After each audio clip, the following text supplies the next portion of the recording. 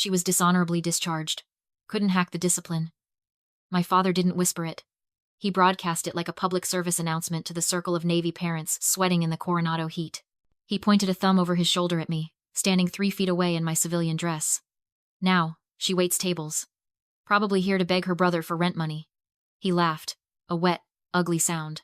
I didn't flinch. I didn't correct him.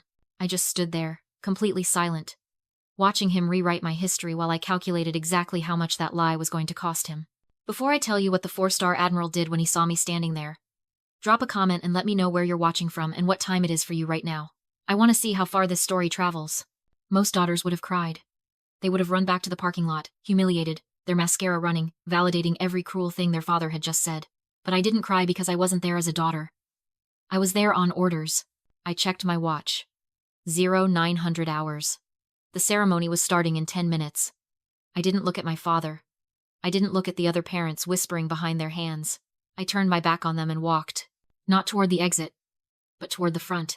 My name is Vanessa, and I'm 34 years old. To my family, I'm a failure who disappeared for a decade to find herself. To the United States Navy, I am a Rear Admiral specializing in Pacific intelligence and logistics. But right now, walking across that sun-baked asphalt, I was just a woman about to light a match. I bypassed the crowded bleachers where the families were squeezing in shoulder to shoulder. I headed straight for the white canopy tent, cordoned off by heavy velvet ropes and armed military police. The command VIP section. I heard heavy footsteps behind me. My father. He wasn't just angry now. He was panicked. He grabbed my upper arm, his fingers digging into the soft flesh above my elbow, yanking me back so hard I nearly stumbled. "Where the hell do you think you're going?" he hissed, his face inches from mine, spittle flying. "That is for officers, Vanessa.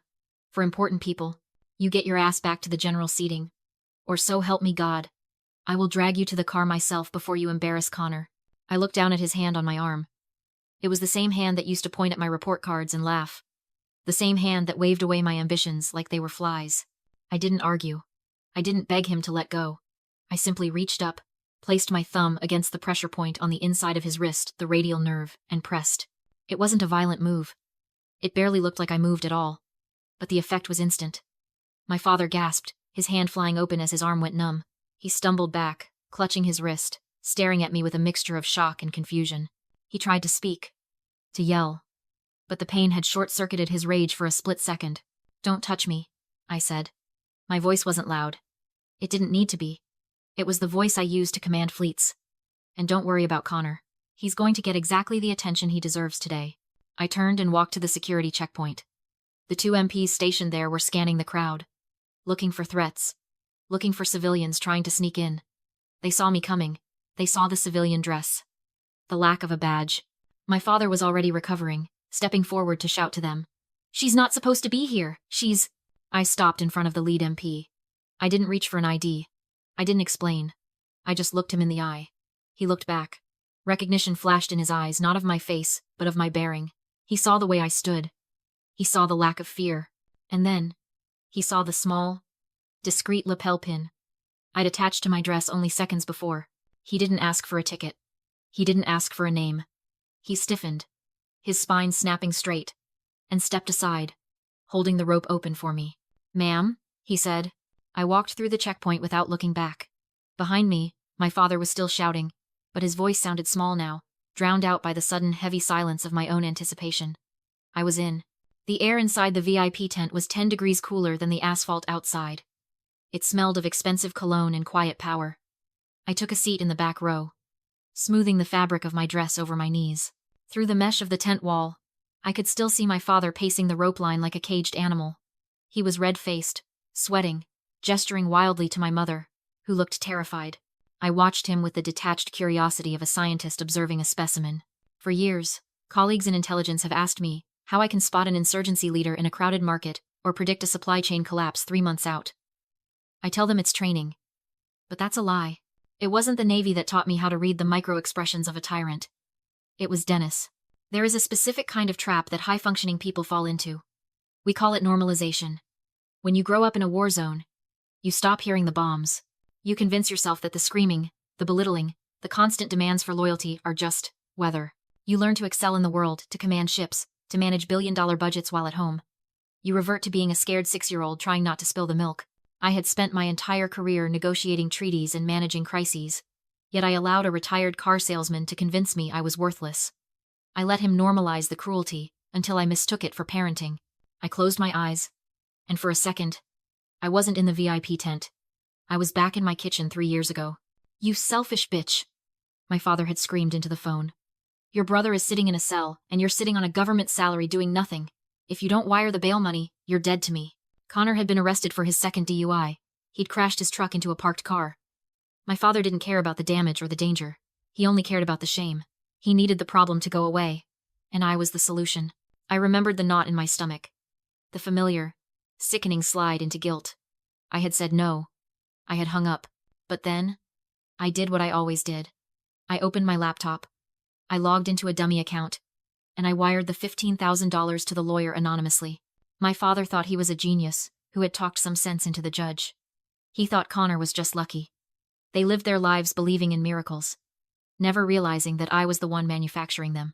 I paid the mortgage when the dealership went under. I paid for Connor's scholarship to trade school.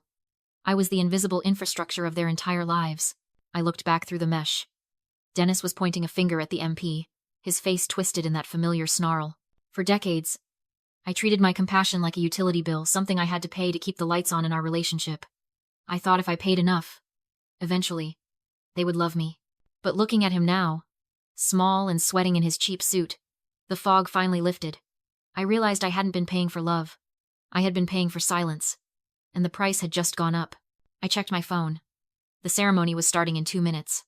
I wasn't the scared girl in the kitchen anymore. I was the woman holding the ledger. And today, I was calling in the debt. The ceremony drums began their slow, rhythmic cadence. Outside the tent, the general seating was a sea of shifting bodies and fanning programs. But inside the VIP cordon, the air was still. My father couldn't stand the stillness.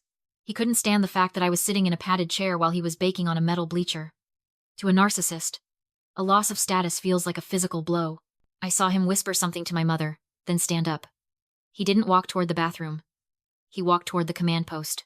He marched right up to the rope line, his face set in a mask of tragic concern.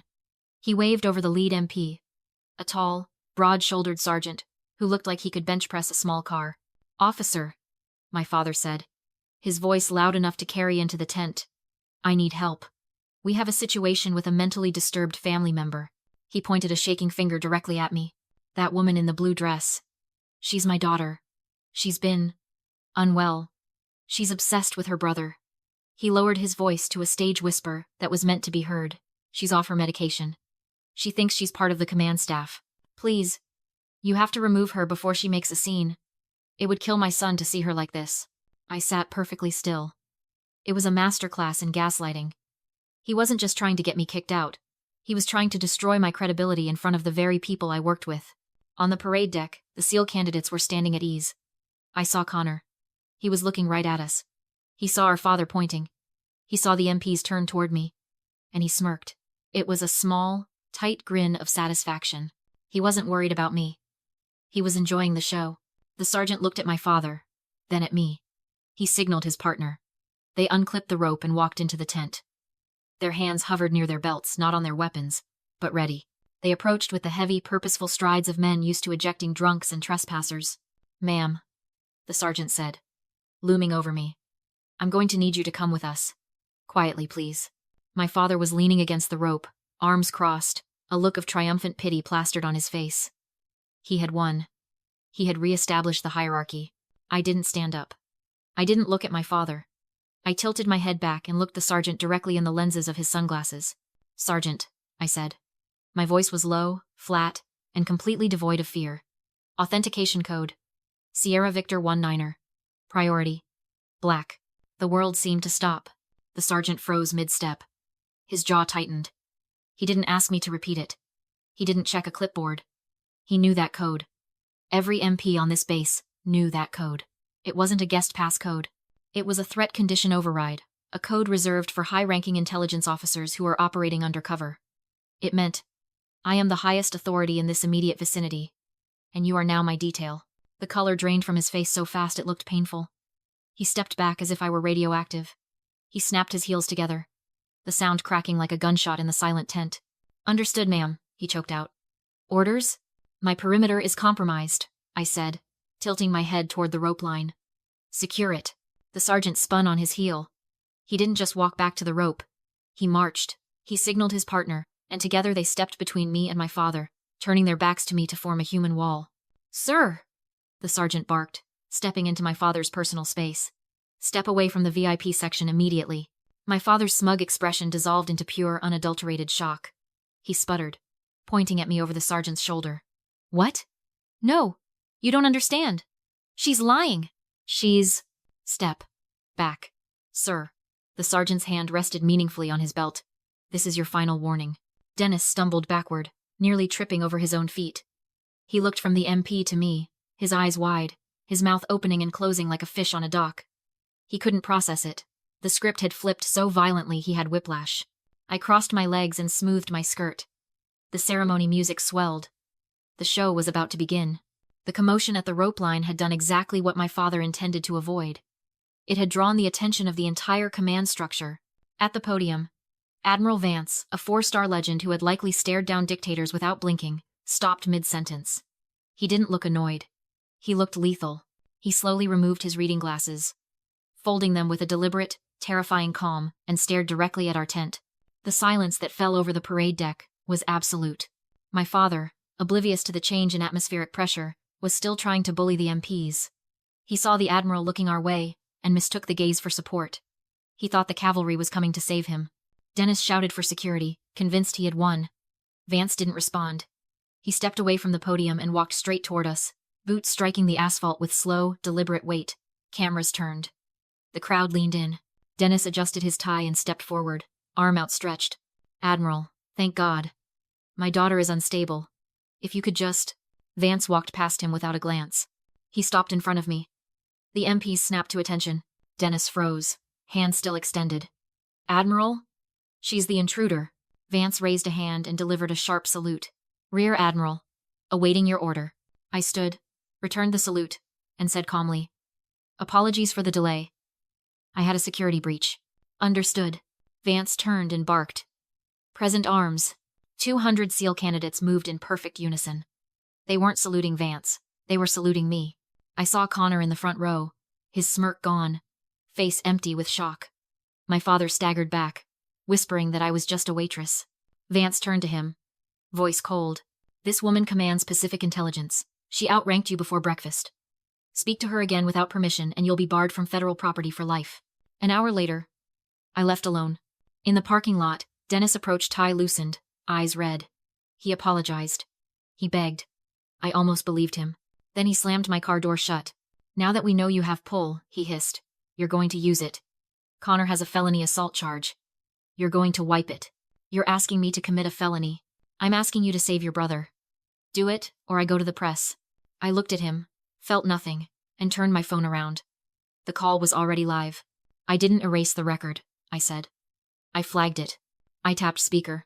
Dispatch, this is Rear Admiral Vanessa King. Code Black confirmed. Sirens wailed. Across the lot, MPs cuffed Connor in front of his class, stripping his trident before loading him into the cruiser. Dennis screamed. He lunged. He collapsed. He ruined his own career, I said. I just documented it. I drove away without looking back. There's a myth that cutting off family feels like an amputation. It doesn't. Biology is an accident. Family is a choice. And I had a fleet to command.